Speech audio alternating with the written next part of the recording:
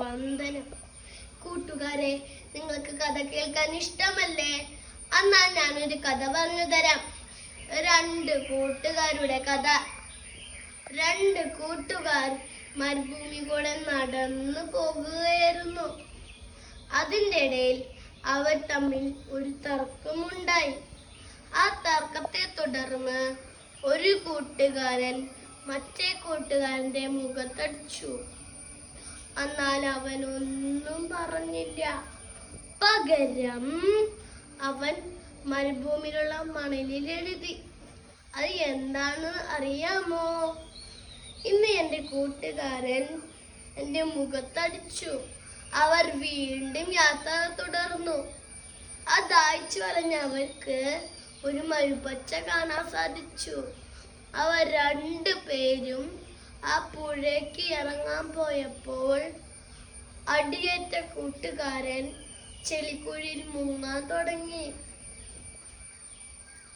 അവന്റെ പ്രിയപ്പെട്ട കൂട്ടുകാരൻ അവന്റെ ജീവൻ രക്ഷിച്ചു.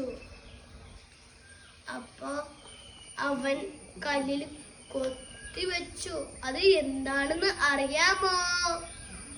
ഇന്ന് എൻ്റെ കൂട്ടുകാരൻ എൻ്റെ ജീവൻ രക്ഷിച്ചു. അത് കണ്ട കൂട്ടുകാരൻ ചോദിച്ചു, ഞാൻ തെറ്റ് ചെയ്തപ്പോൾ നീ അത് മണലിൽ എഴുതി. ഞാൻ നിന്റെ ജീവൻ രക്ഷിച്ചപ്പോൾ നീ എന്താണത് കല്ലിലെഴുതിയത്? അവൻ മറുപടി പറഞ്ഞു, ആരെങ്കിലും നമ്മളോട് തെറ്റ് ചെയ്താൽ നമ്മൾ മണലിൽ എഴുതണം. ക്ഷമയായ കാറ്റത് മായ്ച്ചു കളയും.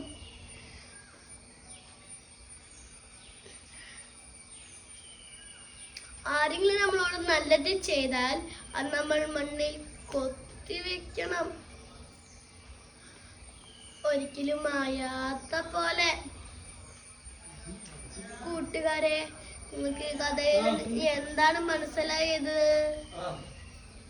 സുഹൃത്ത് ബന്ധങ്ങൾ നിലനിർത്തണമെങ്കിൽ